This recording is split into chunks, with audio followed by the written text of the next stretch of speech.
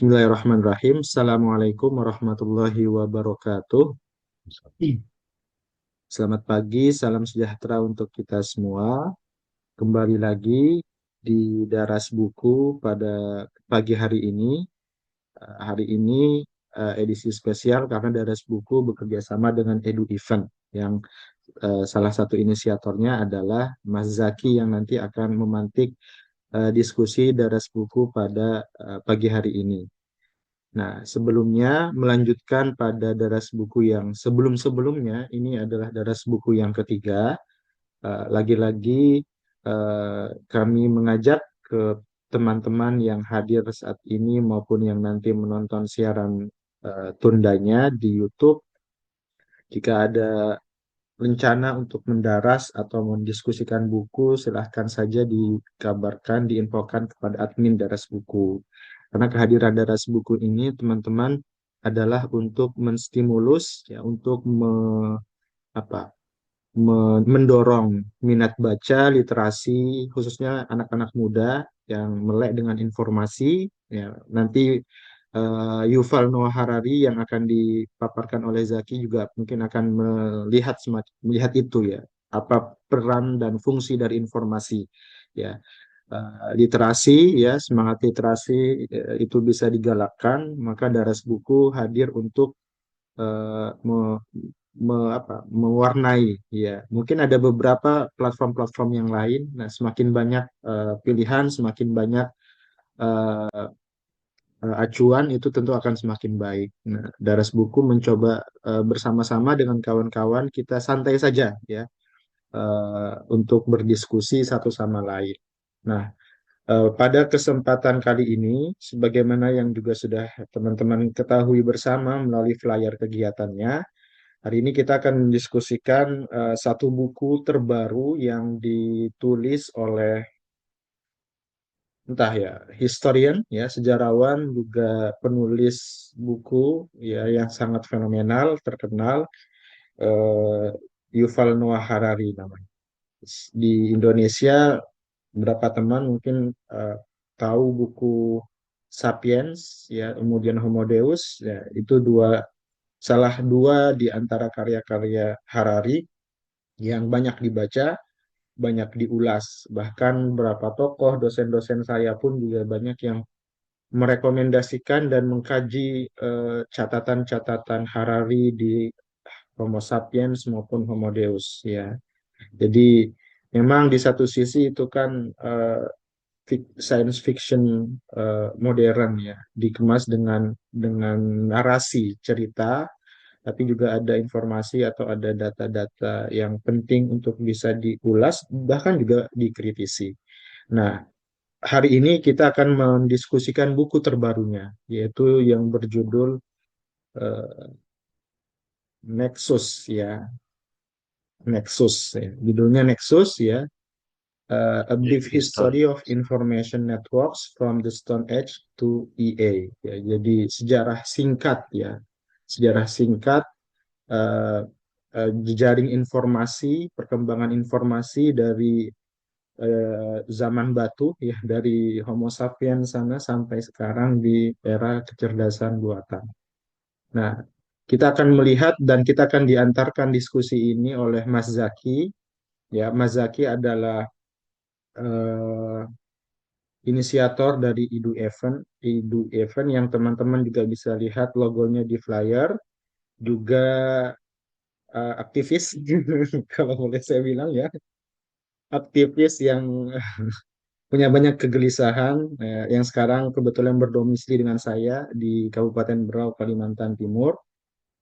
Saat ini dia juga sedang concern dan menggalakkan dengan beberapa teman-teman di Berau untuk isu lingkungan, khususnya penanganan sampah yang diinisiasi dalam gerakan yang bernama Maulira, ya, gerak mendaur ulang sampah dan memberdayakan sampah. Jadi banyak hal, ya, selain juga dia sibuk dengan pekerjaannya sebagai budak negara, tapi juga dia mengabdikan diri di gerakan-gerakan sosial kemasyarakatan, ya. Jadi tidak salah, ya, Daras Buku bekerja sama dan mengundang Mas Zaki untuk berdiskusi, dan memang dia juga banyak baca, ya, wawasannya tentang literasi, ide-ide tokoh-tokoh itu banyak. Nah, terakhir sebelum saya berikan waktu sepenuhnya kepada Zaki, ada satu statement ya yang menarik dari Harari yang kalau teman-teman sudah baca atau yang mau baca silahkan diklik tautan yang sudah di-share di grup ya untuk mendownload bukunya. Itu di bagian awal, di bagian prolog itu Harari punya satu pertanyaan yang mungkin nanti bisa juga dielaborasi oleh Zaki pertanyaan tersebut. Ya. Di kata Harari, ya, mengapa kita begitu pintar ya, begitu pandai mengumpulkan banyak informasi, banyak kekuatan, ya, tapi jauh eh, tidak berhasil ya, atau kurang berhasil dalam mengumpulkan kebijaksanaan-kebijaksanaan. Ya, lagi-lagi tadi saya bilang Harari nulis buku Sapiens, Homo Deus dan dia bicara tentang sejarah manusia dari dulu. Ya, dan dari dulu dia bilang kalau kita banyak mengumpulkan informasi-informasi, bahkan kekuatan, sehingga ada istilah Homo homini lupus, yang kuat dia yang menguasai. Tapi kita justru kurang berhasil dalam memperoleh, menggali kebijaksanaan-kebijaksanaan, wisdom bahasanya dia, yang sebenarnya itu dekat dengan kehidupan manusia. Nah, kita akan diskusikan dan kita akan ulas bersama Mas Zaki. Untuk selanjutnya, saya berikan waktu kepada Mas Zaki untuk menyampaikan paparannya, mungkin sekitar 35 menit. Ya, nanti setelah itu ada diskusi dan tanya jawab teman-teman yang hadir di sini yang mau ikut memberikan feedback, sharingnya bisa langsung menyalakan audio atau ketik di kolom chat. Silahkan Mas Zaki, time is your. Baik, terima kasih atas kesempatannya, Ustaz Rahmat. Assalamualaikum warahmatullahi wabarakatuh. Perkenalkan, saya Andi Imam Zaki Arif, biasa dipanggil Zaki atau Aif sama teman-teman yang mungkin di sekitarnya ada Zaki yang lain juga, gitu. Izinkan saya pada kesempatan kali ini tuh buat memaparkan eh, apa perspektif saya terkait hasil bacaan saya di tentang buku Nexus ini, karya Yuval Noah Harari. Langsung aja. Nah, topik outline atau enggak garis besar topik yang ingin saya bawakan sekarang itu ya saya ringkas jadi 5 subtopik besar. Ya bisa dilihat di sini ada informasi, birokrasi, komputer era atau AI, terus yang keempat implikasi AI terhadap demokrasi sama ide tentang digital dictatorship. Nah, kalau di bukunya sendiri itu sebenarnya dibagi jadi 3 bagian besar. Yang pertama itu eh, human human network. Jadi di itu isinya ada sejarah tentang kayak gimana sih manusia selama ini eh, membangun human network, membangun apa human network gitu, jejaring jejaring informasi sebelum adanya komputer era itu. Nah, yang kedua itu ada inorganic network. Nah, itu di situ mulai dijelaskan tentang eh, masuknya komputer atau teknologi komputasi yang begitu cepat sehingga manusia dimungkinkan untuk memproses lebih banyak data dengan lebih cepat. Nah, itu di situ sudah mulai eh, masuklah pembahasan mendasar tentang AI. Kemudian yang ketiga itu ada semacam politikalnya lah, ya masuk ke ide-ide politisnya. Atau enggak, ya seperti apa sih masa depan itu ketika kita memproyeksikan berdasarkan perkembangan AI atau enggak komputer era itu. Tapi yang menarik itu bab satunya tentang human network itu setara dengan 2 bab yang lain. Kalau dilihat dari jumlah halamannya ya. Jadi kalau nggak salah itu 130 atau enggak 170 halaman untuk bab satunya sendiri. Kemudian kalau misalnya di jumlah bab 2 sama bab 3 itu kurang lebih sama aja gitu. Jadi kalau saya pribadi untuk mempersingkat sama mengoptimalisasikan waktu dan ya supaya diskusinya itu bisa ngena, saya rasa yang perlu saya gambarkan itu memang banyaknya bab satu, karena sebenarnya Yuval itu pada dasarnya mengajak kita gitu untuk menggali apa sih eh meng- eh, yang terjadi dalam sejarah kita gitu. Terus ya dari sejarah-sejarah informasi sama perkembangannya kita bisa membuat semacam evaluasi terhadap diri sendiri, evaluasi terhadap sistem, atau bahkan ya evaluasi terhadap arah kebijakan terkait pemberdayaan teknologi. Oke. Terus jadi di bab pertama, pembahasan pertama itu memang Yuval selalu di semua bukunya, baik itu di Sapiens, Homo Deus, 21 Adab, atau Unstoppable Us, itu selalu memulai dengan pertanyaan yang sifatnya itu ontologis, atau enggak konsep-konsep dasar. Nah, ya yang jelas, dia pasti mencoba menjelaskan apa sih informasi itu, apa sih yang dimaksud eh tentang apa sih gunanya, apa sih batas-batas informasi itu menjadi eh, konstruksi dari kebenaran gitu. Nah, ada beberapa poin sebenarnya yang menarik buat teman-teman bisa gali sendiri ketika baca bukunya. Nah, yang saya tangkap yang cukup eh, apa ya menonjol itu dia menyatakan bahwa informasi itu sebenarnya eh, cuman merepresentasikan kecil sekali dari eh, kebenaran itu. Bahkan informasi itu bahkan eh apa ya sangat mungkin untuk mendistorsi kebenaran itu sendiri melalui simbolisasi-simbolisasi yang ya bisa dimultitafsirkan gitu. Makanya siapa itu kalau nggak salah Wittgenstein juga bilang eh, terkait ada keterbatasan terhadap bahasa gitu kan, termasuk juga informasi. Bagaimana kita mengelola informasi, mempersepsikan itu ketika orang lain mengeluarkan, ketika kita penerima bisa jadi informasi yang kita terima itu berbeda gitu. Abstraksi di kepala kita.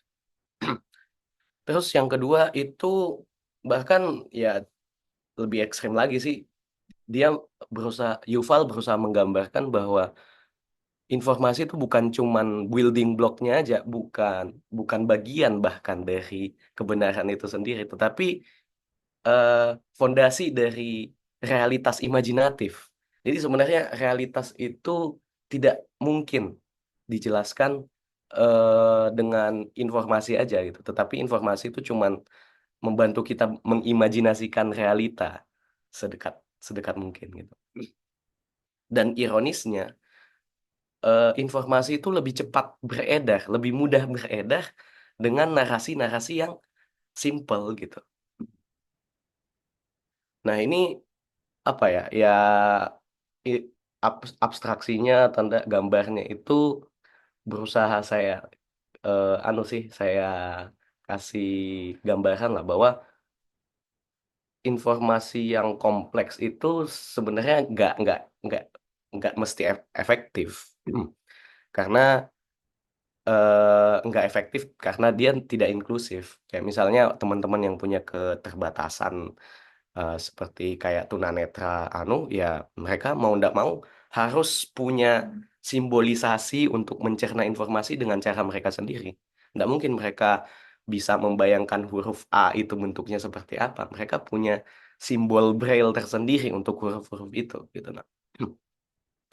Dan balik lagi terhadap klaim bahwa informasi yang kompleks itu tidak efektif, karena ya memang setiap manusia itu punya latar belakang yang berbeda, dan ya bahkan peredaran informasi itu sendiri modanya terus berkembang, terus berubah, mengikuti zaman sama mengikuti teknologi, sama mengikuti ya bagaimana sih yang terbukti efisien beredar di masyarakat gitu.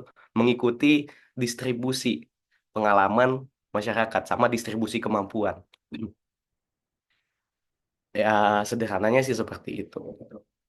Jadi informasi itu digambarkan sebagai sesuatu yang saking abstraknya, ya dia tuh bisa ditarik ke ranah teman-teman posmo gitu. Ya narasi, story, atau bahkan ya sistem kepercayaan itu sendiri adalah sesuatu yang kamu anut sendiri, adalah sesuatu yang cuman kamu aja, unik bagi setiap masing-masing orang.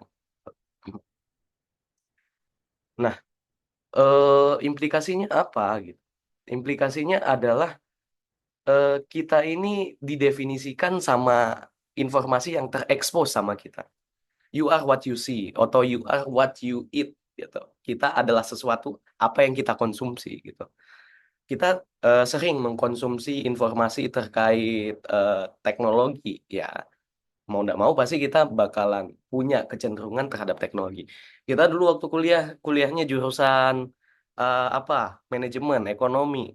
Ya mau nggak mau kita punya latar belakang yang condong ke sana gitu. Kita menilai segala sesuatu itu dari berdasarkan ilmu-ilmu ekonomi yang kita pelajari selama masa kuliah.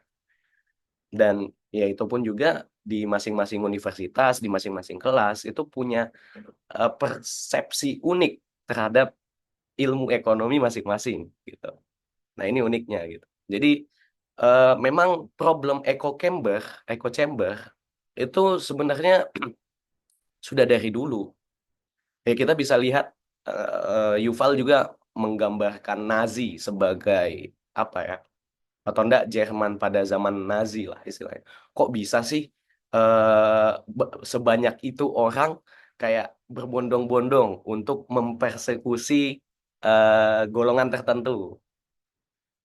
Kok bisa sih berbondong-bondong melakukan genosida? Kok bisa sih menginvasi apa segala macam? Jadi sebenarnya problem echo chamber itu sudah dari dulu sudah ada.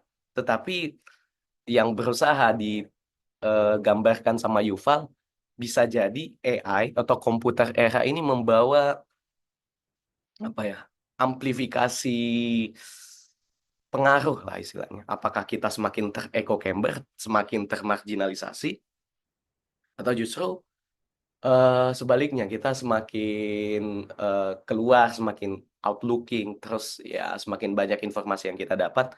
Lantas, apakah sisi ekstrem itu membuat kita absurd dan tidak relevan lagi sama masyarakat karena kita tidak lagi terkoneksi sama teman-teman kita.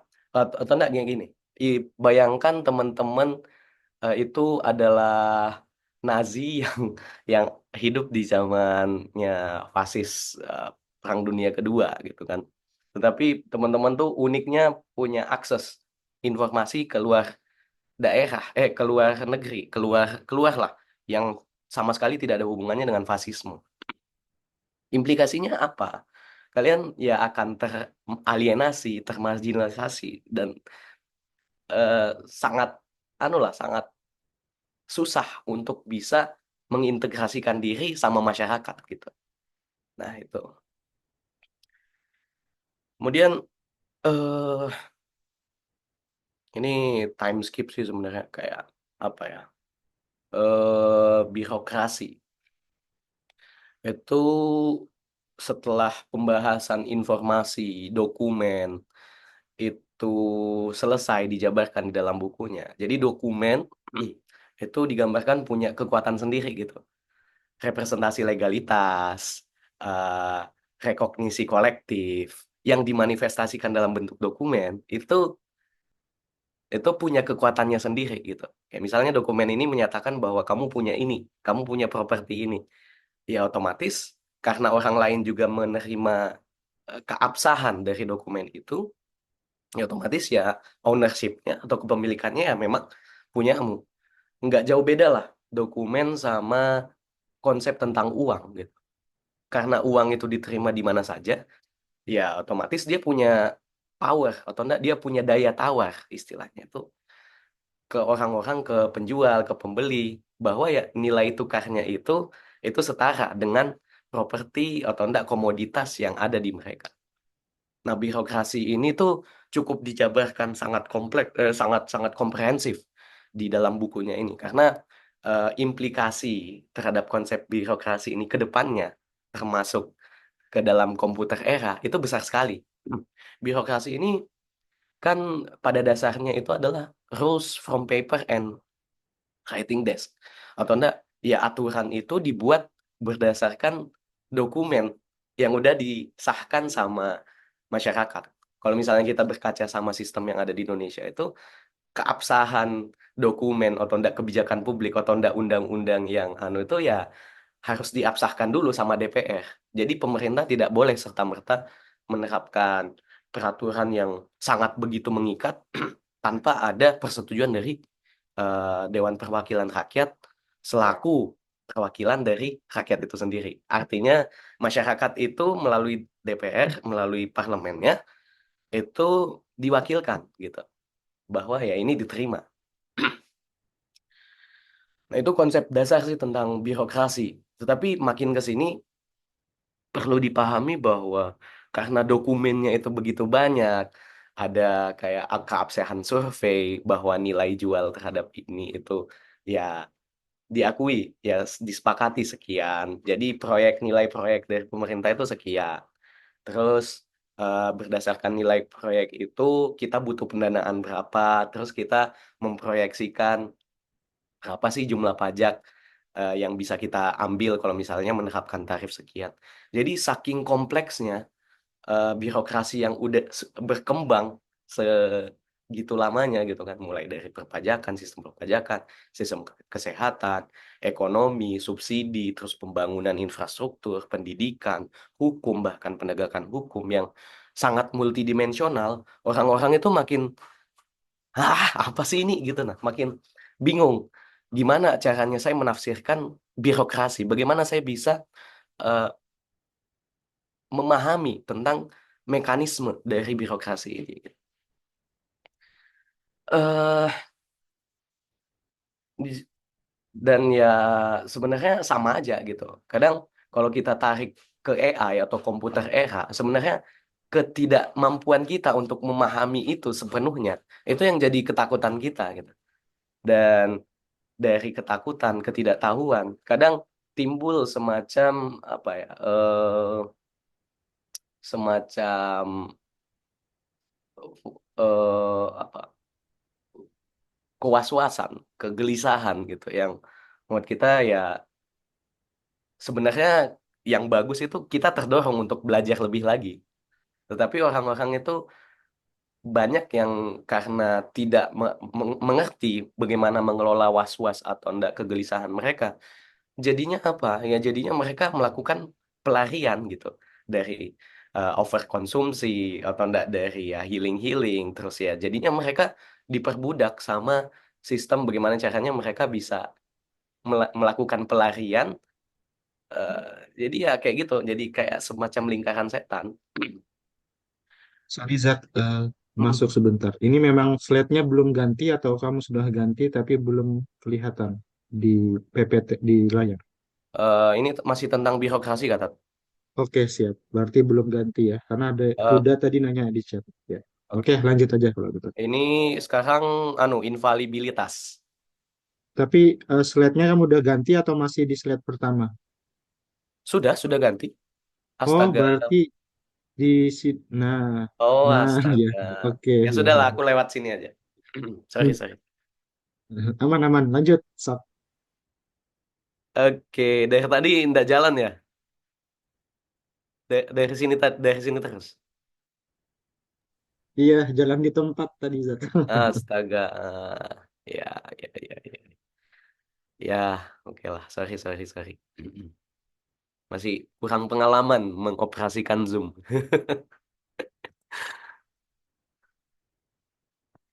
Hmm, ya, singkat cerita, setelah birokrasi itu problem infalibilitas. Problem bahwa apakah birokrasi ini bisa dipercaya enggak sih? Ya, tentu semua sistem, bahkan demokrasi, bahkan apapun itu terus berkembang sebenarnya. Dan tidak imun terhadap infalibilitas. Birokrasi ini tuh sangat bergantung sama asumsi kolektif masyarakat atau enggak kemajuan.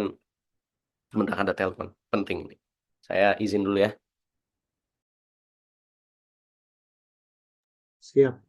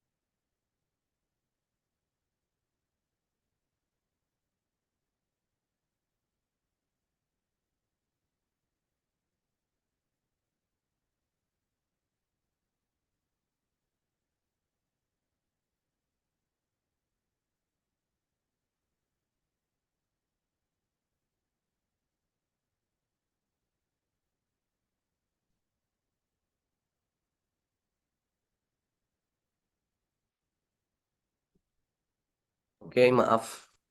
Tadi ada iklan sebentar. Hanya Nah, disensor karena belum masuk mendukung daras buku. Lanjut oke. lanjut Zak.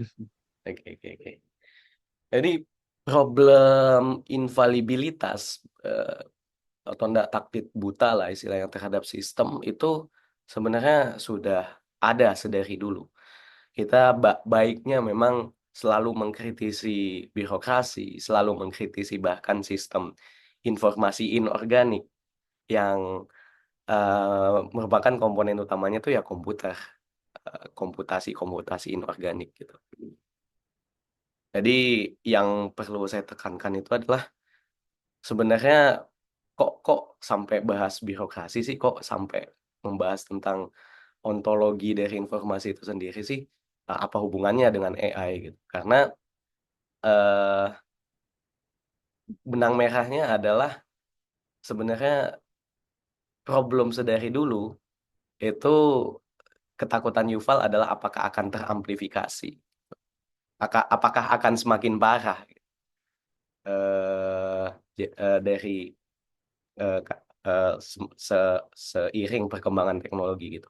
Ibarat nih kayak di Kalimantan, mungkin waktu zamannya logging kayu, ya waktu cuman kayu aja yang jadi komoditas, ya kebakaran hutan juga itu problem yang sudah dari dulu ada karena aktivitas penebangan kayu sama orang-orang yang pengusaha mebel apa segala macam. Tetapi seiring perkembangan teknologi untuk mengekskavasi batu bara, tambang apa segala macam, kerusakan lingkungan yang terjadi itu semakin parah gitu, mulai dari ya eh, penyerapan air sampai apa batu-batuannya itu semakin tidak terjaga lah. Itu adalah amplifikasi dampak buruk yang eh, makin parah lah istilahnya karena kemajuan teknologi. Jadi Yuval tuh mencoba menjelaskan bahwa problemnya itu ini loh, birokrasi kita aja belum beres, belum bisa inklusif ke masyarakat. Masyarakat itu sangat sulit untuk bisa memahami itu.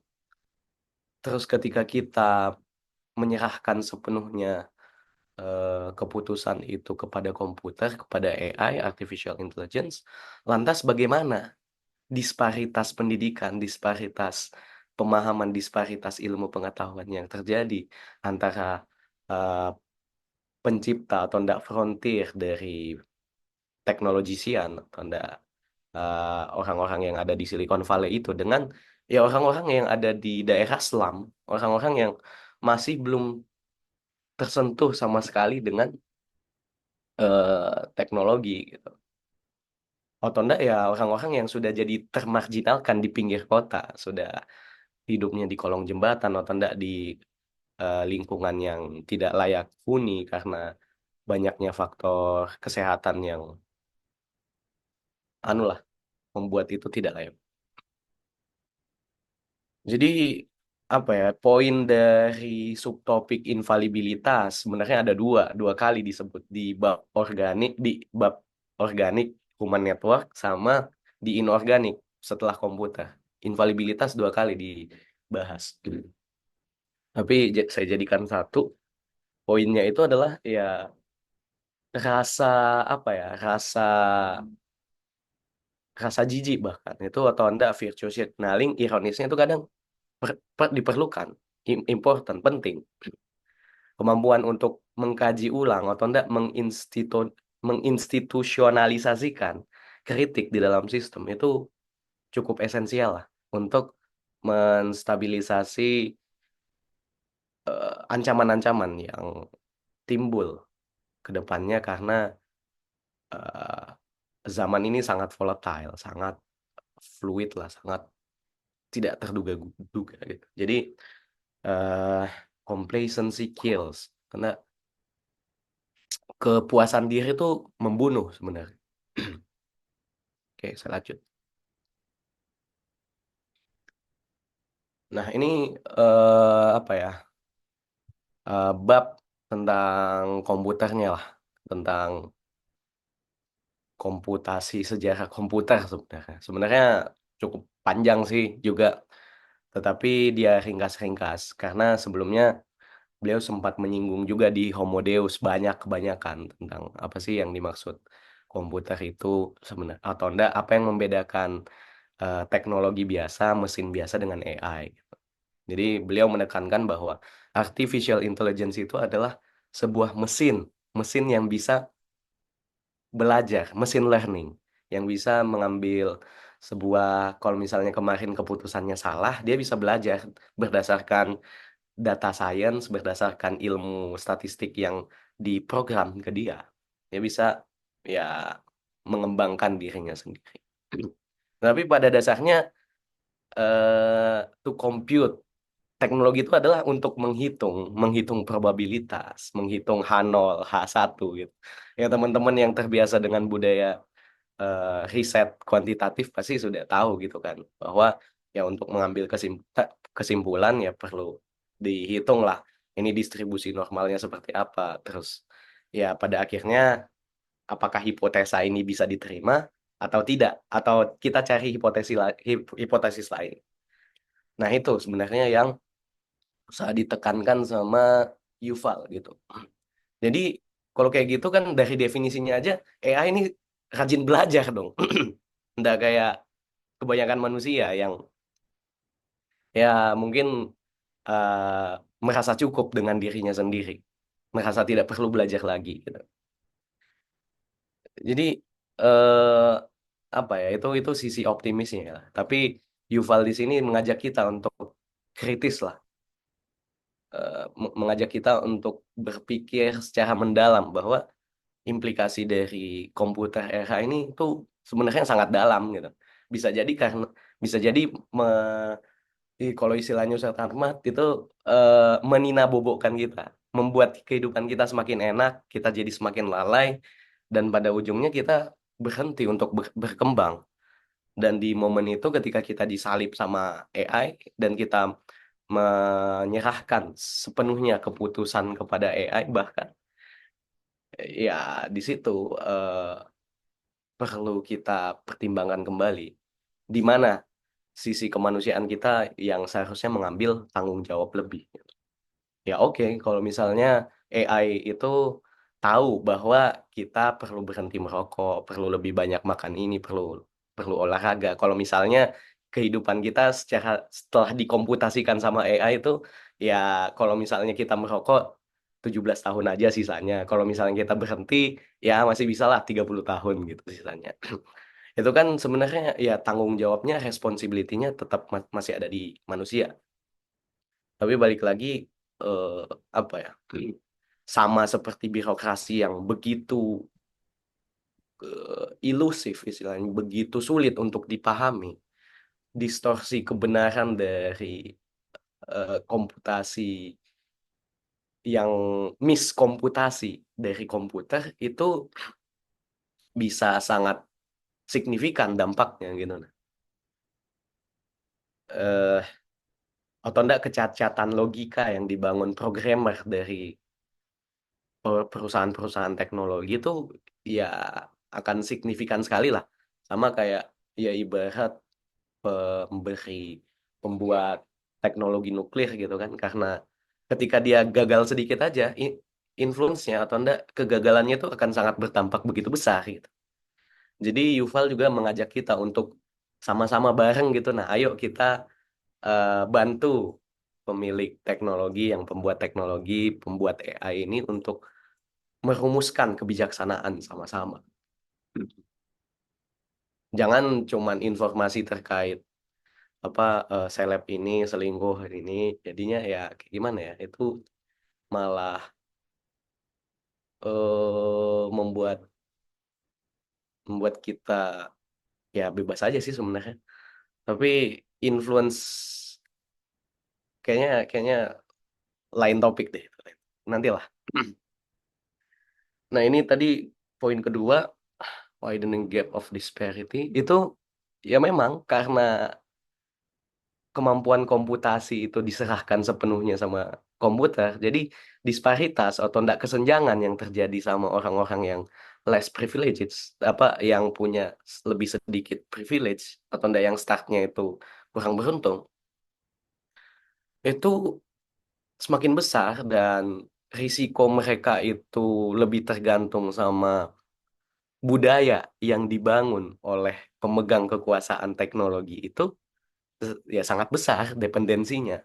Kayak misalnya pemegang teknologi itu maunya adalah membuat kita menjadi mental konsumen, ya itu yang terjadi. Ya makanya banyak yang mengkritik tentang TikTok dari Cina. Itu kan memang apa ya, ya memberikan kekuasaan yang begitu besar ke Cina atau enggak perusahaan TikTok di Cina ke para penggunanya. Kalau misalnya algoritmanya itu bisa anu bisa diubah atau tidak dimanipulasi, ya masyarakat yang tadi berdasarkan ini you are what you eat itu ya sangat bisa memanipulasi gitu.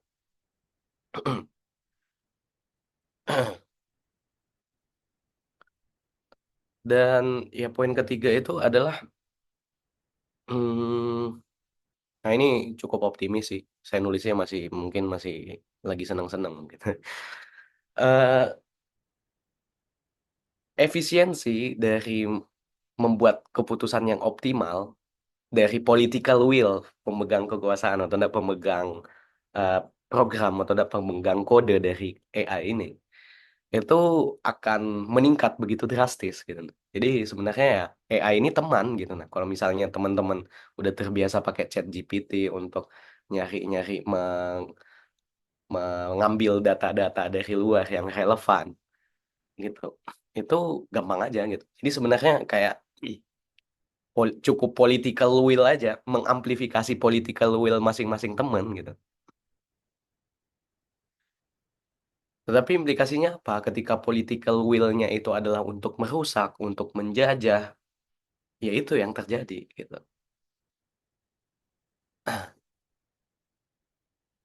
Nah, yang teramplifikasi juga otomatis apa? Ya kebebasan gitu. Masyarakat punya begitu banyak opsi dengan kita menyerahkan komputasi, kita menyerahkan, mendelegasikan fungsi-fungsi kita ke mesin, ke teknologi yang sebelumnya nyucinya pakai tangan, sekarang pakai mesin cuci.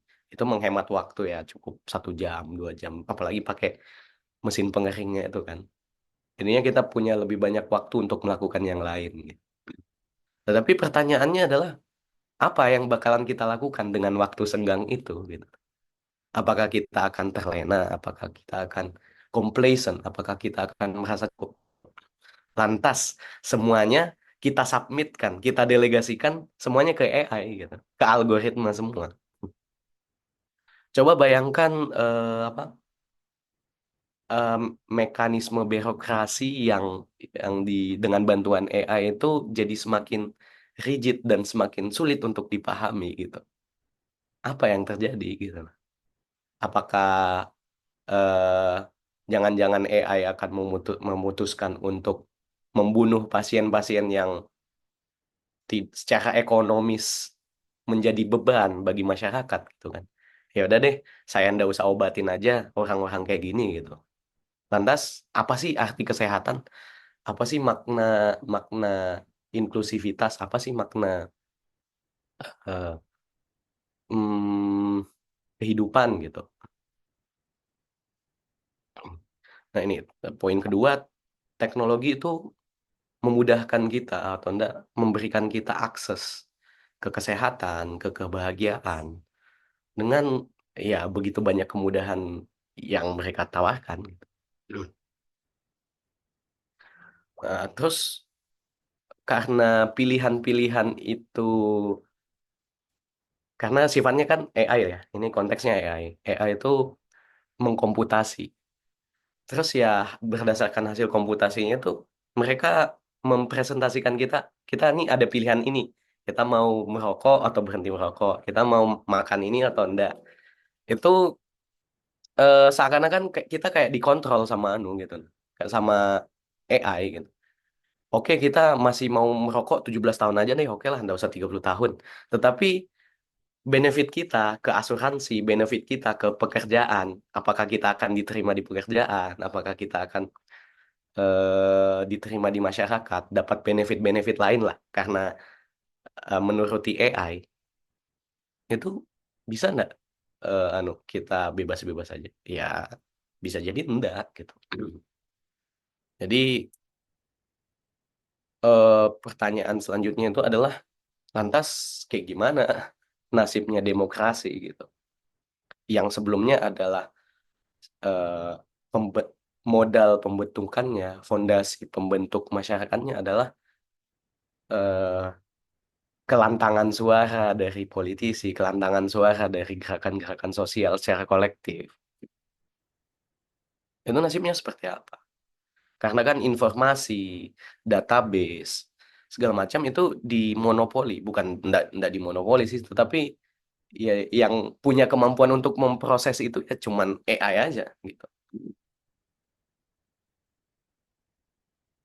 Jadi eh pembicaraan, konversasi atau enggak political power yang terkonsolidasikan itu perlahan-lahan akan shift ke makin banyak melibatkan keterlibatannya mesin sama komputer yang melakukan komputasi.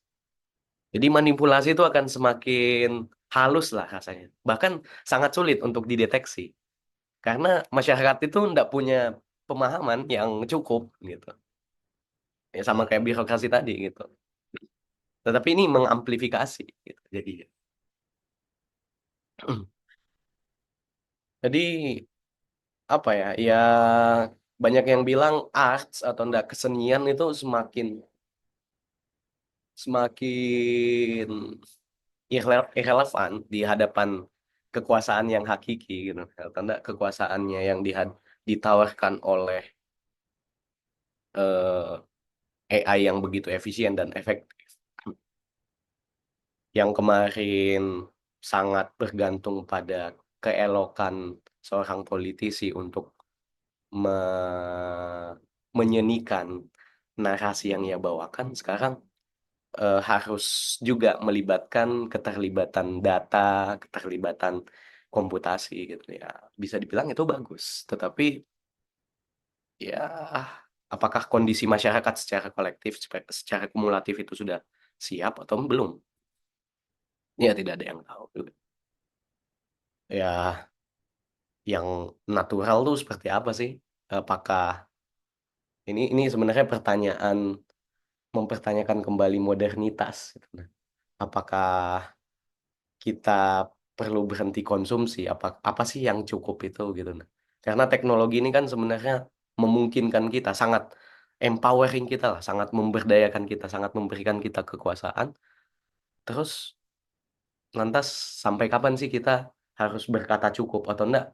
Batas-batas apa sih? Hukum-hukum apa sih yang harus kita taati gitu nah.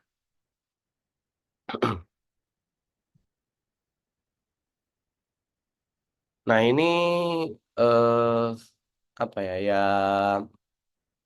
salah satu ketakutan terbesar lah ya teman-teman yang lain apa segala macam itu bisa dibilang kayak digital dictatorship kalau pakai istilah teman-teman sebelah tuh ada neo totalitarianism gitu ya totalitarianitas yang dibentuk pakai hegemoni teknologi atau enggak hegemoni AI.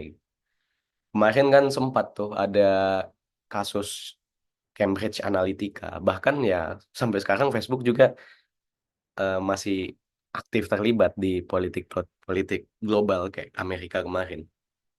Elon Musk yang dekat sama em, siapa kemarin Trump. Kalau Cambridge Analytica itu kan yang pemilu, pokoknya electionnya Inggris lah. Facebook terlibat di situ, ada keterlibatannya. Memanfaatkan, memanipulasi algoritmanya untuk ya mendukung paslon tertentu.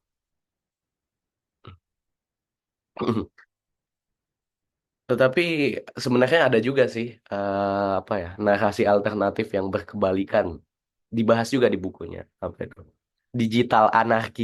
Jadi saking absurdnya, saking tidak relevannya dunia ini, jadi mungkin kayak model-model kalau ada yang pernah main Cyberpunk 2077 tuh ya ada yang underground juga kayak begitulah intinya. Ya tetap ada perlawanan-perlawanan seperti itu. Hacker juga sekarang itu ya punya beberapa akses ke informasi-informasi, tetapi mereka ada yang memilih untuk tidak memanfaatkan informasi itu untuk kepentingan pribadinya, ada yang bahkan memanfaatkan itu untuk kepentingan orang banyak, ada yang ya sekedar pengen dapat keuntungan aja tanpa mau dikenal gitu. Jadi mungkin apa ya poin-poin yang kalau saya pribadi itu pengen bawa ya kalau technological determinism ini sempat dibahas sih di bukunya.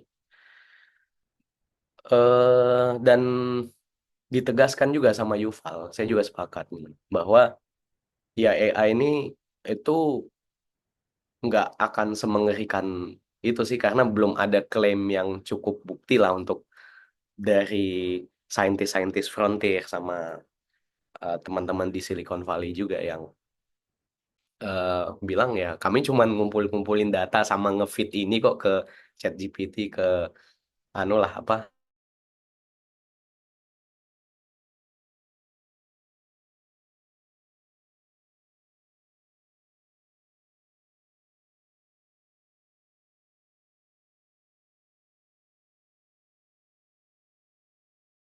Hmm. Ya kita harus sadari sih bahwa semua tanggung jawab itu tetap ada di manusia gitu. Tapi manusianya ya memang sebenarnya kolektif sih. Semua manusia tidak cuman segelintir aja gitu. Terlepas dari seberapa sophisticated, seberapa kompleks eh, kalkulasi modern itu gitu.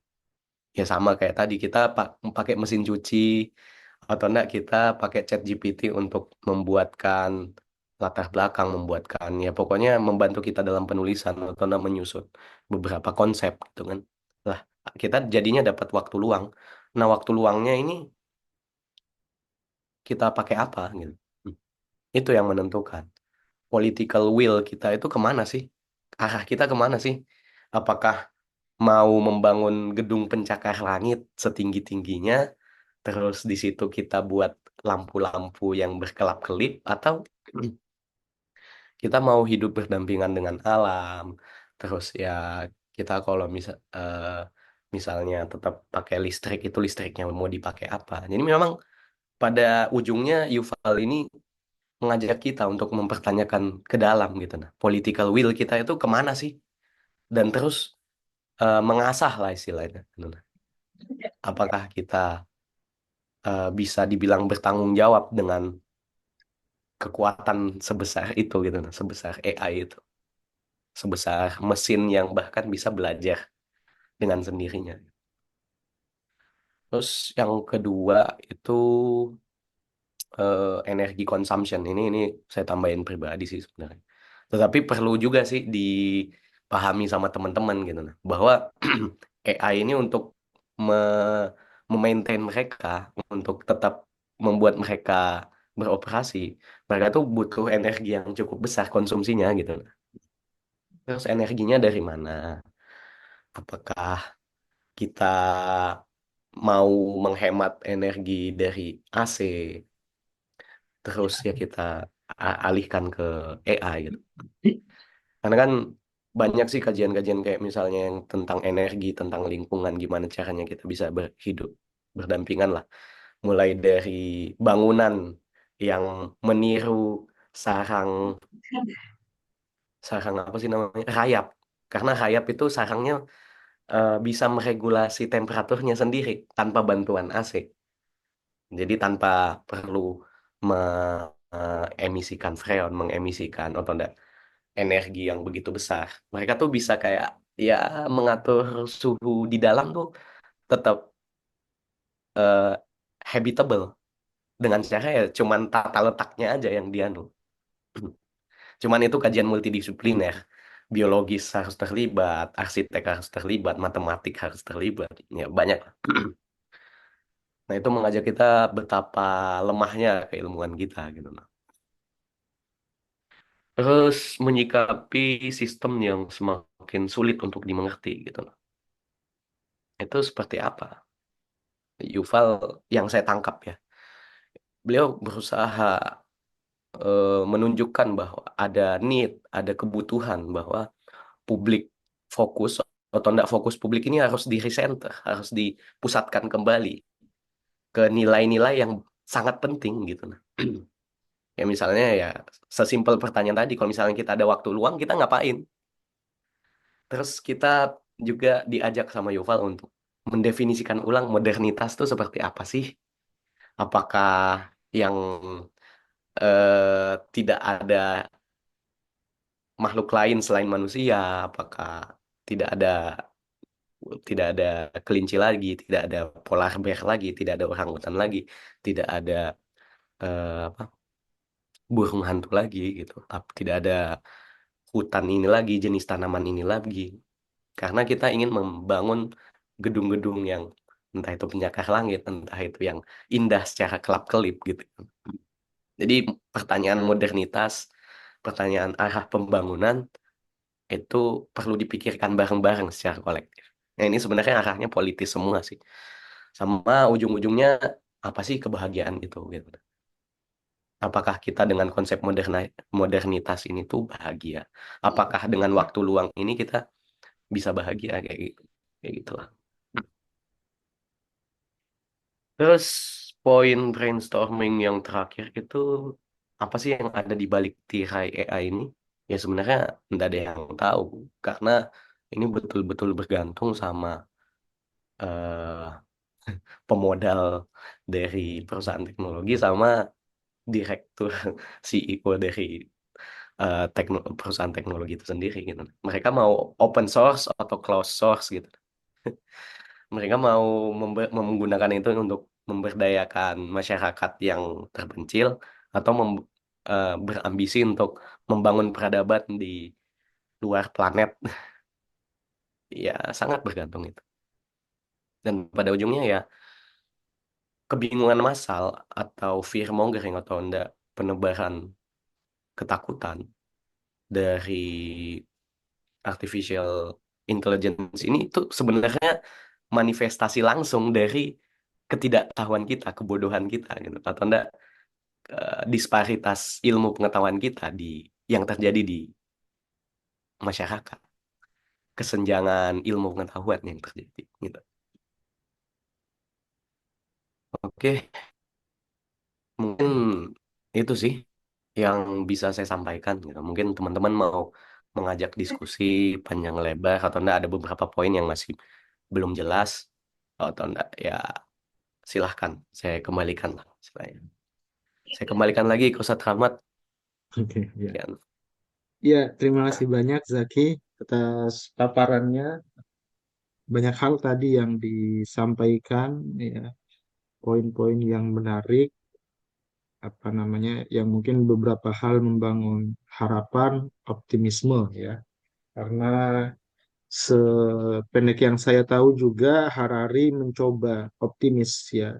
Walaupun ada hal-hal yang mungkin kalau kita lihat kondisinya hari ini kok seperti ini gitu ya. Tapi dia mencoba melihat kemungkinan-kemungkinan yang lebih baik ya, termasuk bagaimana sebenarnya dan kemungkinan-kemungkinan yang lebih baik itu dibangun dalam pertanyaan-pertanyaan reflektif yang tadi juga sudah disampaikan oleh Zaki ya.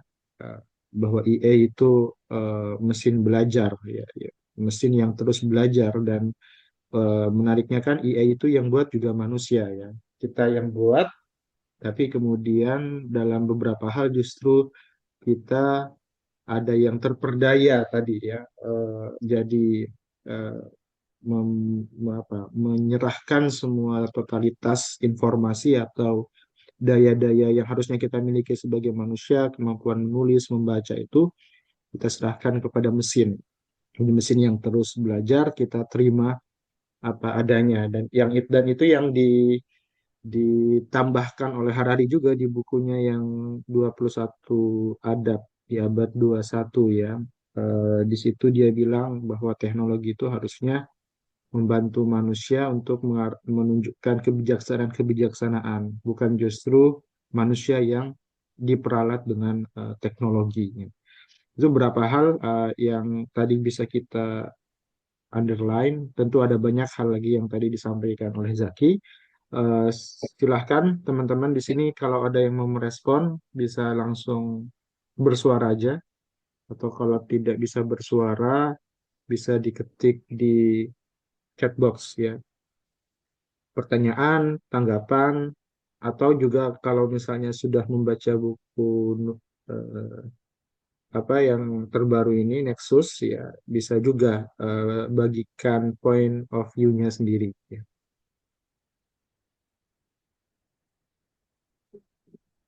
Oke, kalau misalnya belum ada yang bertanya, saya apa ya mau bertanya juga, bertanya sekaligus eh, meminta respon ya dari perspektif Zaki atau juga dari perspektifnya Harari jika memang sudah membaca. Tadi sempat disampaikan ya bahwa keterbukaan informasi itu membuka arus freedom, kebebasan, ya orang bisa dengan bebas berekspresi, bisa menyampaikan informasinya, tapi kan pada akhirnya memang informasi itu terbuka luas ya. Hmm. Nah, keterbukaan informasi itu dalam beberapa hal juga membuat eh, dan ini juga didorong dengan apa ya mental manusia juga ya. Kita suka mengupload kegiatan-kegiatan sehari-hari, termasuk pada akhirnya eh, kebebasan keterbukaan itu juga membuat eh, data digital kita itu semuanya sudah ya dibobol lah istilahnya gitu. Dan memang kan ada tantangan juga. Memang di satu sisi digitalisasi itu penting ya, data-data kita dimasukkan ke era apa ke digital itu penting, tapi juga ada resiko hackers dan seterusnya dibobol ya kan. Nah, itu jadi tantangan. Nah, ketika ketika kemudian tidak ada lagi ruang privat ya, semuanya dibebaskan, semuanya di terbuka ya. Akhirnya kan ya tadi informasi kita banyak yang terekspos di media dan akhirnya ya tidak ada ketenangan juga. Ya saya tanya ini karena dalam satu hari ini aja ada 5 atau 6 nomor baru yang nge-WA,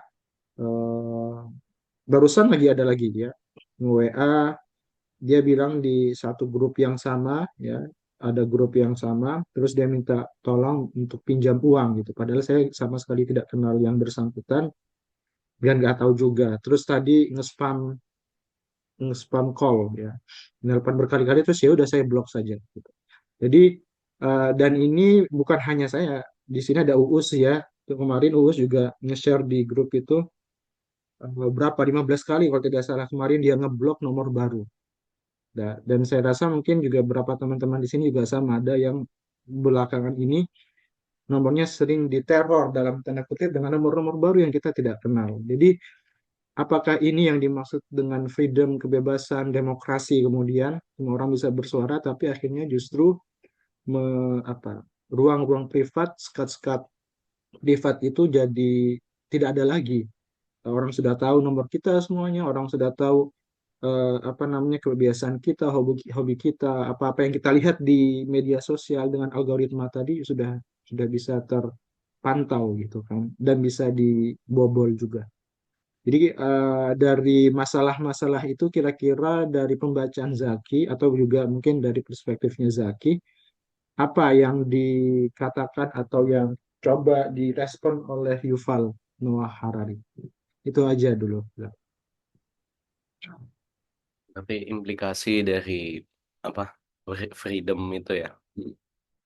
Sebenarnya pertanyaannya yang saya tangkap tuh Setelah Ahmad lebih ke apa keamanan cyber security dan itu sebenarnya masuk ke ranah hukum juga sih sama ke arah teknis gitu penegakan cyber security gitu.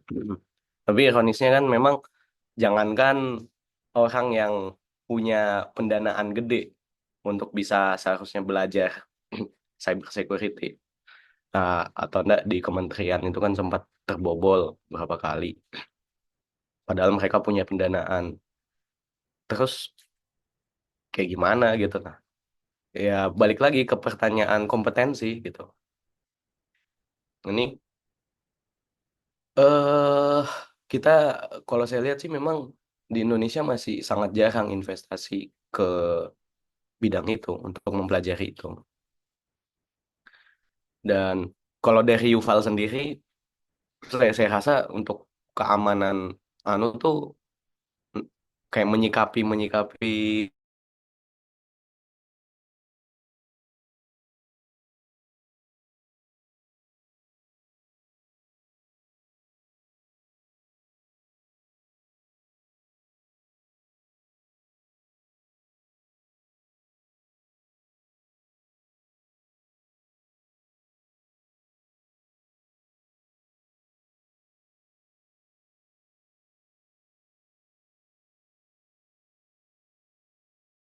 sudah jadi ya, ya gitu. Sok silahkan eh, teman-teman yang lain. Ada Huda, oh ternyata Huda ini tayangnya. Oh, Mas Huda teman saya di Jogja, di Samarinda sekarang. Terus nanti ada Mas Izhar juga atau Uus yang mau berdiskusi, monggo. Sudah nyala, Sekarang sudah nyala harusnya ya. sudah nyala. Open mic aja sebenarnya santai aja kita ini. Ya, langsung open Mas mic Izar, aja. Mas Izar, suaranya Mas Izar. Hmm.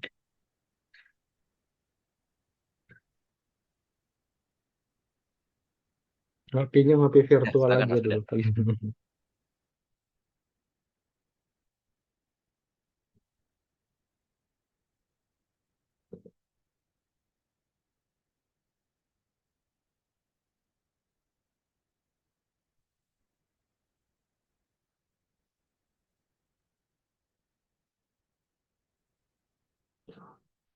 Silahkan, Mas Kang Huda, suaranya nggak ada ya? Hmm, Iya, nggak ada Mas. pakai headset nggak? Nggak juga ya. Bisa nggak ada suaranya ya?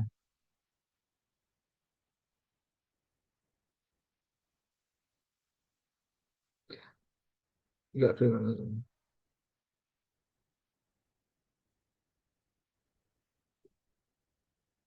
Coba keluar terus masuk lagi coba.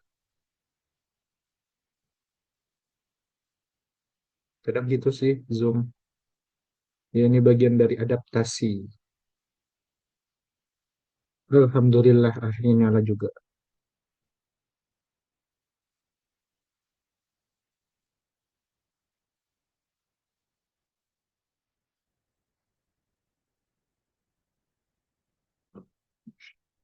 Mas Izar, Izar, adakah di sana Pak Uus? Kalau Uus kayaknya Hadir, suaranya berisik ya. Hadir. hadir, hadir. Silahkan Mas nanya Mas. Silahkan. Tapi mohon maaf lah kalau misalnya kata-kataku pedes lah. Cabai dua pedes. Memang begini settingannya. Sudah ditakdir. Ayo Zar, share your Ya, voice, share your opinion. ya.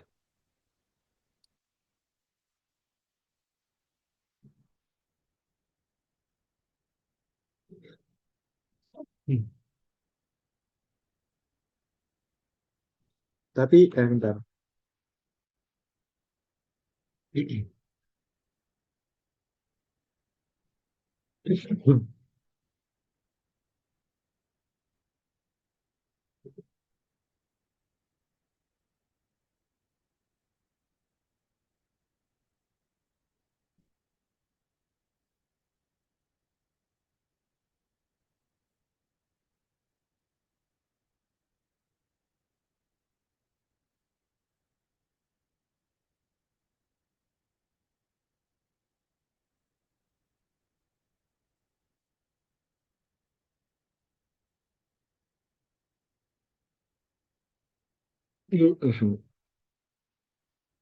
Gimana cek udah? Atau enggak coba pakai headset, biasanya Siap. headset ada anu bawaannya. Iya sih, kadang ada yang pakai headset nggak kedengaran suaranya dilepas. Ada juga yang nggak kedengaran suaranya terus pakai headset gitu. Karena enggak masuk kesian suaranya, Mas Huda.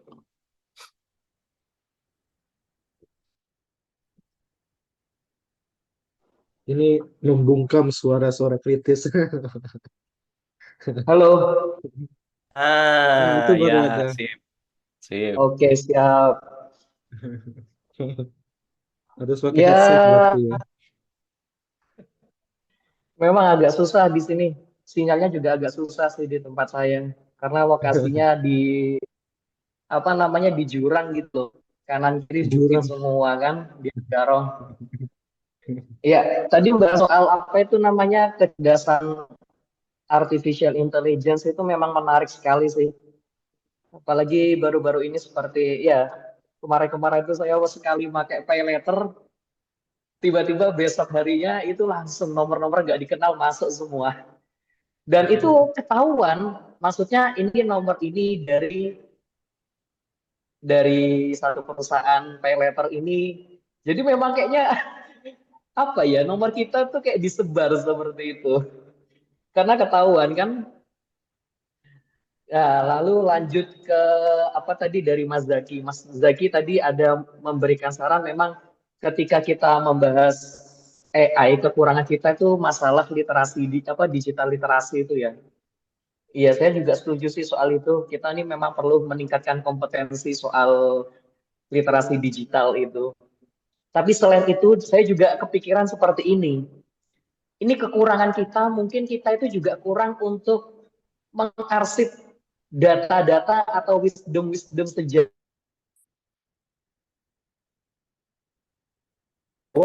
Itu kan namanya di Jawa itu kan ada tuh buku-buku kayak Primbon dan lain sebagainya. Ah, kita tuh kan nggak ada tuh satu buku atau satu tulisan yang itu aja sih wisdom-wisdom yang pernah ada seperti itu tentang peradaban di Jawa.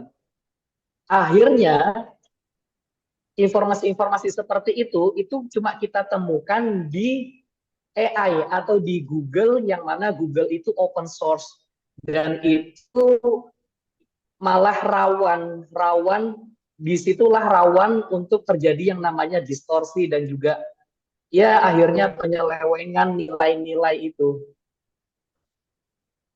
ya seperti itu. Makanya kadang-kadang saya pernah cerita juga sama Ustadz Rahmat, Mas Rahmat ini kemarin itu soal apa itu namanya kalau kultur santri itu kalau apa namanya berhadapan dengan guru itu harus nunduk, harus duduk.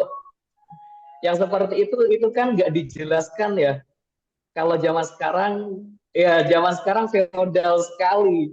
Nah, kalau zaman sekarang itu malah ditentang, jadi semua harus sama rata seperti itu, nggak boleh sambil duduk. Nah, padahal kan apa namanya ulama kiai-kiai pesantren itu kan mengajarkan memang melatihnya itu bertahap. Jadi secara fisik, secara raga juga ikut dilatih. Jadi nggak langsung hatinya. Jadi juga raganya juga ditundukkan dulu. Egonya ditundukkan. Sebelum melatih ego, kita melatih diri kita, jasmani kita untuk ditundukkan dulu. Kan seperti itu. Cuma nilai-nilai yang seperti itu kan nggak tersampaikan. Tidak tersampaikan dan tidak terdokumentasi. Sehingga ya orang-orang taunya ketika ada seorang murid menghadap kepada seorang guru sambil dia nunduk-nunduk gitu itu dianggapnya sebagai penghambaan seperti itu. Nah, disitulah akhirnya kita ini ada apa wisdom yang hilang dalam rentetan sejarah masa kini tuh akhirnya yaitu ada wisdom yang hilang akibat ya berjalannya modernitas, perjalanan waktu, perjalanan konteks waktu yang juga turut berubah, akhirnya ya wisdom-wisdom itu hilang. Makanya menurut saya penting sih perlu ada yang tadi itu tentang apa arsip mengarsip atau mendokumentasi wisdom-wisdom itu. Saya nggak tahu kalau di Kalimantan itu ada juga nggak ya. Tapi seharusnya sih ada, pastinya ada ya. Orang Banjar, orang Kutai, seharusnya setiap daerah kan punya wisdom-wisdom culturalnya sendiri. Cuma kadang-kadang itu tidak terarsipkan sehingga ya orang-orang yang zaman sekarang itu nggak tahu. Taunya ya akhirnya cuma melalui informasi-informasi modern yang ada di internet seperti itu. Mungkin saya cuma sedikit ya curhat soal itu aja sih tentang masalah AI dan juga masalah manusia ini. Ya, terima kasih. Oke, saya mau ngomong nih guys. Boleh nggak sih moderator? Sok, lanjut aja silahkan. Tidak ada hierarki di sini, Mas. Moderator boleh kan moderator? Oke, Tidak ada saya hierarki kemarin di sini, Mas. tuh, menghormati yang senior dulu, menghormati yang senior guys. Jadi beberapa waktu lalu saya tuh nonton Reels di Instagram kan. Salah satu tanda kemunduran bangsa itu karena ini apa namanya terlalu mudah. Ini kan ada di slide kan complex information is ineffective ya. Nah, waktu itu di salah satu Reels disebutin di masa sekarang itu orang terlalu mudah atau bahkan terlalu banyak dipaparkan informasi sehingga mengurangi curiosity. Apakah Yuval juga apa namanya Yuval juga eh, menyebutkan terkait Kalau rendahnya curiosity pada masa sekarang yang membuat AI jadi semakin gila-gilaan berkembangnya nih. Soalnya kan kayaknya semua informasi itu nggak kayak kita dulu waktu SD kan, perlu beli buku atau perlu nyari-nyari dulu. Jadi kayak informasi itu berharga. Kalau sekarang tuh kan informasi kayaknya udah nggak berharga lagi tuh. Sebenarnya yang perlu diperbaiki itu apakah dibatasi penyebaran informasinya atau si usernya ini yang dipahamkan kalau nggak semua informasi itu harus diterima, difilter-filter lagi. Itu gimana Mas Zaki? Kalau dari catatannya si Yuval, apakah beliau ada menyinggung hal seperti kalau itu? Yuval nggak pernah sih lebih ke kerendahan hati dibanding rasa kuriositas ya, curiosity, rasa ingin tahu. Karena sebenarnya rasa ingin tahu dia sendiri bilang bahwa rasa ingin tahu secara insting manusia semua punya itu. Tetapi apa ya? Ya karena ini karena budaya sekitar itu membentuk pribadinya sendiri, jadi rasa penasarannya itu ya diarahkan ke hal yang lain gitu nah. Entah itu rasa penasarannya ke jalan-jalan di Makatua, di Derawan, pengen nyobain ke luar negeri, itu juga rasa penasaran, Mas. Tetapi yang jadi tuh adalah kerendahan hati untuk menilai bahwa ya manusia ini sangat apa ya, ya sangat zolim lah, punya destruktif lah, keinginannya tuh destruktif. Dan ketika kita tidak bisa mengontrol keinginan kita ini, hmm, tidak mencoba apa melihat ke dalam atau enggak bercakap-cakap ke dalam, bermeditasi atau apa segala macam. Kalau bahasanya Yuval pakai meditasi soalnya. Itu ya mereka sendiri tidak akan tahu dirinya sendiri. Kalau memang lebih spesifiknya penasaran sama dirinya sendiri itu sudah tidak ada karena exposure budaya dari luar istilahnya telah mengkondisikan mereka supaya ya rasa penasarannya ke arah sana gitu. Bahwa kebahagiaan itu seperti ini loh. Bahwa eh, rasa penasaran yang sesungguhnya tuh seperti ini loh. Bahwa kesuksesan tuh seperti ini loh. Oh, gimana sih caranya biar saya bahagia? Gimana sih caranya saya sukses dalam tanda kutip? Tapi karena sudah dikondisikan kebahagiaan sama kesuksesan itu seperti ini, ya jadinya rasa penasaran mereka diarahkannya ke sana gitu. Paham nggak? Nangkep nggak? Sepakat Mas, apalagi sekarang ada ini kan, yang standar TikTok tuh. Ya kan, itu kan ada bentuk salah satu bentuk kemajuan teknologi ya, di mana ada standar-standar yang dibentuk oleh segelintir orang yang disebar di sosial media atau melalui platform tertentu yang bakal menjadi acuan untuk kita. Padahal kan kayak tadi kata Mas Zaki, kita harusnya lihatnya ke dalam ya, lihatnya ke dalam, lihatlah ke dalam sebelum lihatlah ke dalam kan. Maksudnya fokusnya ke individu masing-masing, bukan menetapkan apa-apa yang ada di tersebar di sosial media yang belum tentu itu sesuai dengan yang kita butuhkan kan. Oke, berarti pada dasarnya kembali ke individualnya, harus lebih rendah hati gitu Mas Eki ya. Iya, kalau kata Yuval ya. Ya gitu, lebih rendah hati ya. Iya, iya. Berarti nice, nice, nice. Sebenarnya ada sih ya teman-teman yang militan tuh kan membawa counter naratif bahwa ya kita tuh harus melihat ke dalam, kayak teman-teman dari yang anu lah istilahnya, yang merdeka, kayak ya orang-orang liberal lah yang punya semangat pembebasan gitu kan. Pembebasan Nah, baru. iya Kayak Luffy. kadang-kadang apa Helui. Kayak Luffy. Oke, siap. Ya banyak lah, kalau misalnya tokoh sejarah juga banyak gitu. Banyak, Tapi banyak. saya coba tangkap poinnya Mas Huda tadi tentang kelemahan kita terhadap pengarsipan, itu bisa jadi juga di apa ya, di potret terhadap kelemahan kita untuk mengekstrak nilai-nilai sejarah gitu, nah, dan menarasikannya dalam bentuk yang lebih mudah dicerna oleh masyarakat gitu. Oke, kita bisa mendokumentasikan itu, kita buat dokumen, kita buat archive, kita simpan di perpustakaan baik-baik. Tetapi ketika kita dinas perpustakaan sama kearsipannya itu tidak memberikan ruang inklusi sosial yang cukup gitu. Ini kalau misalnya berbicara pakai birokrasinya di ya di Indonesia ya, sama di Pemkab dan di pemerintah daerah, itu ya bisa jadi masyarakat mending ngikutin standar TikTok kayak kata Mas Izar gitu. Ngapain saya mengekstraksikan nilai-nilai sejarah penuh pengorbanan, penuh apa, penuh penderitaan gitu. Ngapain saya harus berkorban? Mending saya ya senang-senang aja gitu kan. Tetapi karena kalah exposure aja, karena kalah jumlahnya aja gitu. Oke, mungkin kayak gitu sih. Mungkin mau ditanggapi lagi, silakan. Atau enggak Mas Izar, Mas Huda, boleh silakan. Ada Ustadz Rahmat nggak sih? Ustadz, apakah ini ada kaitannya dengan, kita kan sempat bahas tentang Heidegger ya.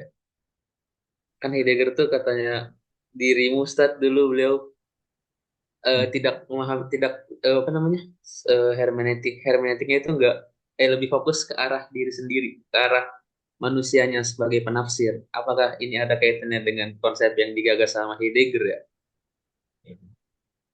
Zaki, Zaki gimana Zaki? Yang pembaca Heidegger. Zaki juga pembaca Heidegger loh. Udah juga udah tuh. Ayo lo. Ja, ja. Kalau aku tangkapnya, coba ulang Mas. Tapi apa ya? Ya memang ada ketersinggungan sama kayak stoikisme dengan Islam, ada Mas, ada ketersinggungannya. Tapi Ada ya. ya apa yang mereka coba potret itu ya mungkin ada sama-sama warna hitamnya atau enggak nuansa gelapnya kayak gitu. Ya mungkin kayak gitu aja sih. Tapi beda sih poinnya sebenarnya Mas. Ada poin ya. Beda poin.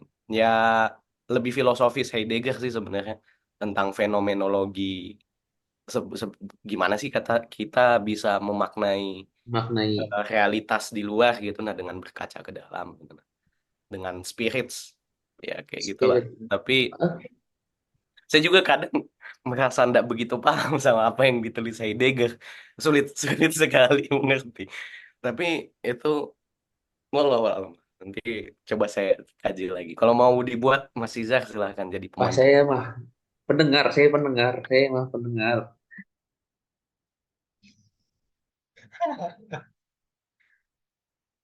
Ya nggak tahu juga ya. Kalau aku juga belum belum mengorek ya biografi Harari secara detail. Apa saja yang dia baca, bisa jadi Yuval Noah Harari juga membaca, bukan bisa sih. Nah, kayaknya iya ya. 90% pasti dia baca Heidegger dan filsuf-filsuf Jerman ya. Walaupun saya belum bisa pastikan karena belum belum lihat apa dia nge-share buku-buku bacaannya, tapi dari tulisan-tulisannya sepertinya ya dia membaca dan mempelajari filsuf-filsuf Jerman juga, termasuk Heidegger yang memang dalam beberapa hal kan banyak mencoba menghadirkan realitas atau pertanyaan-pertanyaan ontologis ya. Ini juga bisa kita lihat dari beberapa karyanya ya, Yuval Noah Harari yang mencoba bertanya secara ontologis ya. hakikatnya itu bagaimana, apa sih substansinya. Ya, kayak lagi yang tadi saya bilang, misalnya ketika di bukunya yang 21 Adab di abad 21, ketika berbicara teknologi, dia bicara tentang ontologinya juga. Sebenarnya teknologi itu apa sih? Ya, kenapa kemudian manusia menciptakan teknologi? Ya, kemudian dia mencoba mengorek dari sejarah manusia yang abad-abad itu dalam apa namanya mentransformasikan teknologi dari ini ke ini ke ini sampai sekarang ada AI gitu. Jadi memang kalau di aku belum tahu ya kalau di Nexus sepertinya nggak ada dia secara spesifik dia menulis Heideggernya, tapi bahwa spirit atau nuansa itu ada ya ada dan itu biasa itu wajar dalam refleksi karya tulis ya kita terinspirasi atau kita mencoba mengambil apa, sudut pandangnya cara pandangnya dengan cara pandang Heideggerian ya walaupun tidak juga satu-satunya menurut saya ya bisa jadi dia juga pakai Schleiermacher atau Gracia misalnya atau filsuf-filsuf yang lainnya lah. Yang saya yakin lah, bukan tadi kalau tadi kan mungkin atau bisa jadi ya, tapi kalau ini saya yakin lah dia dia juga baca. Atau kita undang aja besok Harari. Oke, udah nggak ada.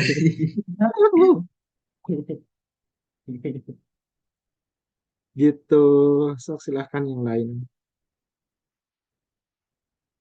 Ini Zaki kamu ngirim apa Zak? Masih Kalau muter-muter di tempatku. enggak, saya anu kan searching di dokumennya Nexus itu terus Oh nggak lihat ada ya? enggak ada. Nggak Tapi ada yang menyebutkan namanya ya, ya. tapi saya lihat notesnya yang paling banyak sebenarnya notesnya di buku Nexus tuh 500 halaman. Bab 1 tuh 130, bab 2, bab 3 juga ya kurang lebih anu. Terus notesnya tuh kayaknya 200-an kalau nggak salah. Karena beliau tuh banyak sekali kayak ngangkat isu-isu belakangan kayak Facebook, eh cawe-cawe, Amazon cawe-cawe, terus apa kontekstualisasi ada juga agama institusi agama kayak Yahudi, Kristen, ya pokoknya anu lah kayak peristiwa-peristiwa Belakang. milestone ya yang sebenarnya punya hikmah gitu nah. Dan kalau berbicara tentang eh, archiving, dokumentasi, sebenarnya mungkin bisa ditiru sih caranya Yuval ini untuk mengajak teman-teman untuk bisa lebih tertarik lagi ke dunia-dunia seperti ini tentang refleksi diri, tentang me out kapan sih outlooking, kapan sih inward looking gitu kan. Outward looking ya kayak gitu lah.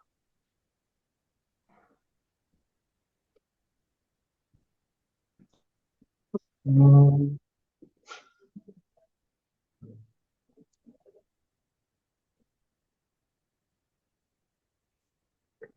Mas Pas. Izhar, ada lagi yang belum Izhar, belum Oh, jelas saya maksudnya. sudah izhar. Kalau saya sih masih ikhfa ya, samar-samar. Gimana? Oh, Apa yang ikhfa di pikiranmu? wah, banyak sekali guys. Terlalu banyak. Apalagi yang Zaki, berhubungan dengan kebijakan pemerintah. Wow. nah ini ada Bagusnya Zaki. Tidak, ditulis Mas, direkam ya? ditulis. Direkam ya? Ditulis aja Enggak deh. nih, Direkam. enggak usah direkam deh, biar enggak anu deh. Enggak, Nah, kalau bingung aja terus jadinya enggak jadi Film zuhur apa-apa. tah. Mas, Ustaz belum balik Samarinda tah? belum. Dirimu Minggu belum balik depan Samarinda paling. tah? Minggu depan Enggak. Kalau Mas Huda, kalau boleh tahu di Samarinda juga kah? Saya kerja di Tenggarong, Oh, cuma Tenggarong. tinggal di Samarinda. Oh, bagian Ya, apa nih Mas? Tenggarong, berarti Lembuswana. Latar jadi belakang anunya pekerjaannya seputaran dunia apa nih Mas? Pengarsipan eh, kah? ya, saya cuma dunia pendidikan. Oh, pendidikan. Guru. Ya. Saya ngajar di pondok sekarang. Hmm, Ngajar di pondok seperti itu lah. Mangku Mapel apa? Mapel apa? SKI, hotel SK. SKI. SK itu Oh, apa? jurusan Sejarah Kebudayaan Ya, Islam. sejarah kebudayaan Islam sama Ah, akhlak, eh, SKI. sama akhlak. Makanya kemarin-kemarin Oh, juga saya lihat ada status teman teman saya tuh story-nya yang bahas tentang yaitu tadi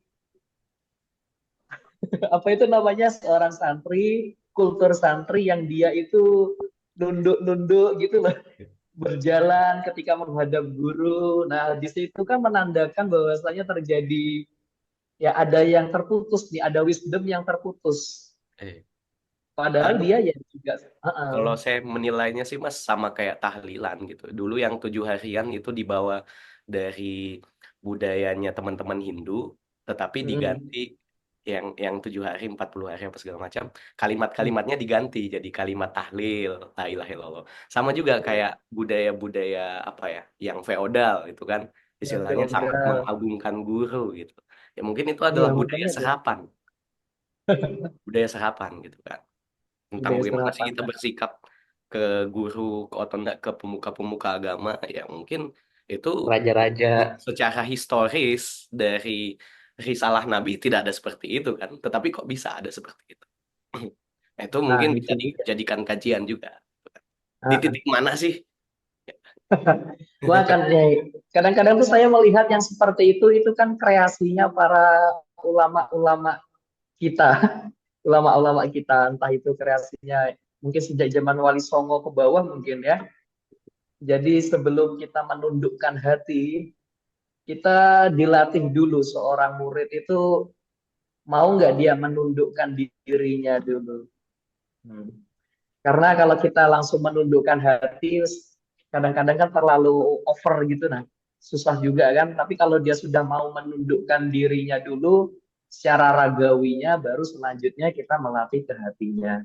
Tapi saya setuju nih tadi tentang yang namanya exposure itu ya. Saya tuh kadang-kadang suka juga nonton apa video yang suka anu sampah-sampah itu siapa itu Pandawa 5 tuh ya dari Pandawa itu. Mm-mm. Kadang-kadang tuh kalau saya berpikirnya malah ya wisdom kita itu memang perlu untuk di apa ya dikreasikan semenarik mungkin ya. Harusnya ya menteri kementerian itu kita punya wisdom apa. Jadi selain dibukukan wisdom itu, tapi setelah itu juga dikreasikan dalam bentuk video. Ternyata yang nge-like kan banyak juga ya, yang nonton ya banyak juga. Ada orang yang membersihkan masjid itu loh. Itu kan banyak juga, habis itu langsung ditiru hampir banyak tuh saya lihat itu. Orang-orang entah itu tujuannya nanti untuk tujuan ekonomi atau apa, itu urusan belakangan. Tapi apa namanya wisdom tentangnya itu tadi memakmurkan masjid, menjaga masjid, ya seperti itu ternyata lebih disukai oleh masyarakat ketika itu dikreasikan dalam bentuk video ya. Video habis itu di apa namanya diposting di TikTok, lalu diberi hadis, diberi apa. Iya, ya seru sih, seru seru seru seru. Mm, mm, mm.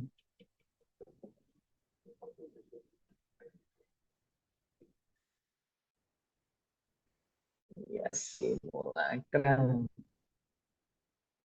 Iya. Tapi kadang yang kayak begitu ndak banyak anunya sih Mas, ya niche lah, beberapa orang aja yang suka Mm, gitu, mm. ironisnya gitu. Karena memang saya lihat ya, selain perlu amplifikasi lewat marketing video-video, juga infrastrukturnya harus dianu gitu, dimanifestasikan dalam bentuk gedung, dalam bentuk pemberian benefit gitu. Jadi kalau misalnya kita buat skema insentif, oh kalau Hafiz tuh punya banyak insentif, apalagi kalau misalnya Hafiznya sama sama artinya lagi gitu kan, atau enggak mengeluarkan banyak buku yang banyak disitasikan oleh orang lain gitu. Itu eh, tinggal gimana kita mengalokasikan anu aja, keuntungannya aja gitu. Kok ya mengalokasikan anunya lah. Siapa sih yang lebih kita hargai? Apakah kita lebih menghargai orang-orang teknis yang bisa membangun instalasi ini, atau orang marketing gitu? Tapi ya mungkin nggak begitu anu. Sebenarnya ya banyak sih yang bisa perlu digarap lagi, tetapi karena keterbatasan semuanya, sama political will kolektif juga belum terbentuk, karena disparitas pendidikan sama strukturnya sudah terlanjur seperti itu, ya sudah lah, yang ngoceh jadinya. Gimana Tat? Ada lagi Tat? Kira-kira Ustaz Rahmat? Yang dari teman-teman yang lain, aku sih nawarin kalau misalnya masih ada mau diskusi tentang buku ini bisa dilanjutkan. Kalau misalnya sudah dirasa cukup, kita tutup, Zoom-nya dimatikan. Nah, kalau mau lanjut diskusi yang lain, yang lebih bebas dan terbuka, no sensor, bisa. Oke, kita tutup aja sesinya Tat. Oke, kalau gitu, ya, terima kasih banyak teman-teman, juga Zaki yang sudah eh, berdiskusi, yang mengantarkan, memantik kita untuk mengenal lebih dalam tentang eh, Yuval Noah Harari dari bukunya yang terbaru Nexus. Kembali lagi, feel dan nilai-nilai yang didapatkan dari baca secara langsung dengan apa yang disampaikan oleh Zaki tentu juga berbeda. Jadi kalau teman-teman di sini yang menyaksikan atau yang mendengarkan via YouTube, ada kesempatan untuk membaca bukunya secara langsung, bisa dibaca juga, dan nanti bisa dibandingkan, dikolaborasikan dengan apa yang didapatkan oleh Zaki dari buku Nexus ini. Disitulah kemudian informasi jadi berkembang, jadi apa, menyebar ya. Jadi kalau dan AI kan sebenarnya bekerja seperti itu. Dia terus apa, memulihkan informasi-informasi baru dari berbagai sumber, kemudian dikolaborasikan, digabungkan, kemudian menghasilkan informasi baru. Kalau nanti ada informasi baru yang lebih valid akan direvisi dan seterusnya. Jadi memang tidak pernah berakhir, dan sebenarnya filosofinya EA itulah filosofi menjadi manusia. Menjadi manusia berarti kita terus mau belajar dari mana saja. Secara khusus ya, sebagai penutup, video ini atau rekaman ini juga saya ambil refleksi terakhir dari salah dari guru saya yang baru saja wafat hari ini. Beberapa teman mungkin juga sudah apa, tahu dari story atau juga mengenal eh, guru tersebut. Satu hal yang saya pelajari dari beliau yang juga akhirnya menjadi motivasi saya untuk terus belajar adalah eh, bagaimana menjadi pribadi yang mau belajar dari mana saja ya. Beliau seorang hafizul Quran, yang hafal Quran, yang sangat mendalam ilmu agamanya, tapi dari beliau saya bisa belajar bahwa bacaan itu tak perlu dibatasi ya. Saya mengenal tokoh-tokoh barat itu dari beliau ya. Walaupun beliau tadi mungkin bahasanya Mas Huda sangat tradisional ya, sangat mentakwimi, sangat memuliakan gurunya, tapi di sisi lain beliau juga cinta dengan ilmu pengetahuan, dan beliau apa namanya, terus mendedikasikan ya. Kalau ada kitab-kitab, buku-buku baru, ketika saya masih di Jogja pasti saya bukan pasti, tapi beberapa kali saya disuruh untuk mencetak atau mencarikan buku itu. Ya, jadi dari situlah kemudian kalau mungkin beberapa teman-teman yang melihat kok saya banyak baca buku atau mengoleksi buku, saya bisa katakan teladan dan inspirasinya adalah dari beliau. Jadi selama kita masih diberikan kesempatan, kehidupan, jangan berhenti untuk terus belajar. Terakhir, saya mohon kita yang hadir di sini bisa mengirimkan Al-Fatihah untuk beliau. Semoga amal ibadah yang beliau lakukan selama di dunia ini menjadi amal jariah, dan kita bisa melanjutkan perjuangan-perjuangan nilai-nilai yang sudah beliau ajarkan. Al-Fatihah.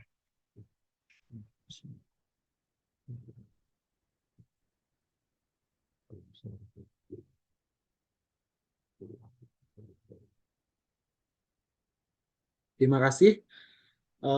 Sekali lagi terima kasih Mas Zaki yang sudah berbagi perspektifnya hari ini dan kawan-kawan yang hadir saat ini. Silahkan sekali lagi saya ingatkan atau saya ajak pada teman-teman yang ingin mendiskusikan buku-buku yang lain, mungkin Mas Huda atau Mas Izhar yang sedang membaca buku, mendaras buku, kemudian ingin didiskusikan di sini. Ini platform yang terbuka bagi kita untuk bersama-sama berbagi cerita, ruang cerita yang aman bagi kita. Sekian daras buku kali ini, mendaras buku menjadi perilaku. Kita ketemu lagi pada daras buku yang selanjutnya. Saya akhiri. Billahi taufiq wal hidayah. Assalamualaikum warahmatullahi wabarakatuh. Waalaikumsalam.